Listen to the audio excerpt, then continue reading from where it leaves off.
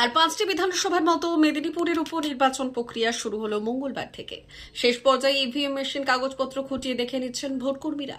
মূলত পশ্চিম মেদিনীপুর জেলার 15টি বিধানসভার মধ্যে মেদিনীপুর শহর নিয়ে হলো মেদিনীপুর বিধানসভা। গতবার এই বিধানসভার বিধায়িকা ছিলেন অভিনেত্রী তথা বর্তমান সাংসদ জুন মালিয়া, কিন্তু 2024-এর লোকসভা ভোট নির্বাচনে জুন মালিয়া মেদিনীপুর থেকে লোকসভা কেন্দ্র থেকে দাঁড়িয়ে দিলীপ ঘোষকে হারিয়ে সাংসদ হয়ে যান। ফলে তার সিটটা ছিল ফাঁকা। পুজো শেষ হতেই আর 5টা বিধানসভার মতো পশ্চিম মেদিনীপুর বিধানসভার উপনির্বাচনের ঘোষণা করা হয়েছে। আগামী 13ই নভেম্বর উপনির্বাচন, ফলাফল বেরোবে 23শে নভেম্বর। গত 18ই অক্টোবর থেকে শুরু হয়েছে মনোনয়ন জমা দেওয়ার প্রক্রিয়া, যা চলছে 25শে অক্টোবর পর্যন্ত। ইতিমধ্যে প্রশাসনিক সমস্ত তৎপরতা এবং প্রস্তুতি নেওয়া হয়েছে। জেলা নির্বাচন কমিশন তথ্য অনুযায়ী 236 নম্বর মেদিনীপুর বিধানসভার এবারে ভোটার 2,91,643 জন, যার মধ্যে মহিলা ভোটার 1,48,100 জন, পুরুষ ভোটার 1,43,542 জন। এবারে মোট পোলিং স্টেশন করা হয়েছে 304টি। মোট মহিলা বুথের সংখ্যা 2টি, সেক্টর 25টি। পুরো বিধানসভায় চষে বেড়াবে 4টি flying squad team.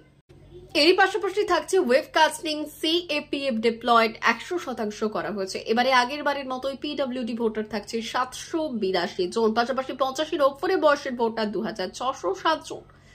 Third gender মাত্র একজন ভোটার। আগের বারের মতো এবারে ভিভিপিএটি থাকছে 594টি, সিইও 593টি, বিইউ 606টি। প্রতিবারের মতো এবারেও হেল্পলাইন থাকছে 1950 নম্বর। D news, Medinipur. না, প্রস্তুতি সবকিছু ঠিক আছে। আমাদের 4বার ট্রেনিং দেওয়া হয়েছে ঠিকঠাক ভোট নেওয়ার জন্য।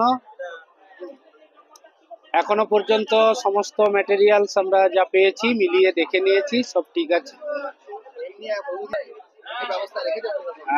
প্রশাসন থেকে একটা কার্বলিক অ্যাসিডের দেওয়া হয়েছে, তো এরপরে আমরা গেলে বুঝবো কি অবস্থায় আছে না আছে।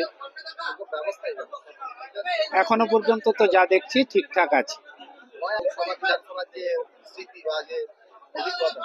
না, এখনো পর্যন্ত তো সেরকম কিছু দেখছি না। বুথে গেলে সার্কামস্ট্যান্সেস কি হবে না হবে সেটা তখন ওখানে বোঝা যাবে।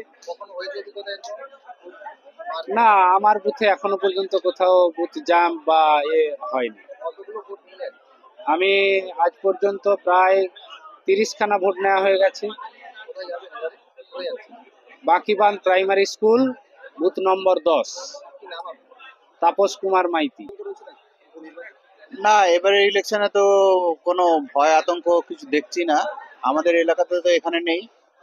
এবার ওখানে যেখানে আমরা যাচ্ছি সেখানে গেলে বুঝতে পারবো।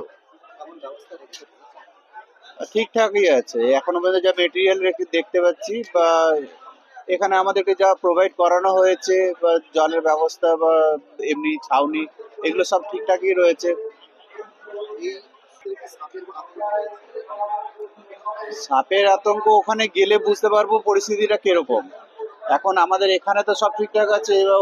ওটা তো জানি না, যেখানে যাব সেখানে যে বিল্ডিং থাকবে সেটা কিরকম থাকবে বা সামনাসামনি কেমন ঝোপ জঙ্গল থাকবে, তার উপরেই ডিপেন্ড করছে যে সাপের ভয়। হ্যাঁ, সেটা তো ভয় আছেই, কিন্তু ওখানে গেলে তারপরে বুঝতে পারবো ওখানকার যে লোকাল কিভাবে কি ব্যবস্থা করে রেখেছেন আমাদের সেক্টর অফিসার উনি। হ্যাঁ, সেন্ট্রাল বাহিনী ওটা বলতে পারবো না। Sukumar Das, Bakiban primary school. আমি মোটামুটি 20-25খানা ভোট গেছি।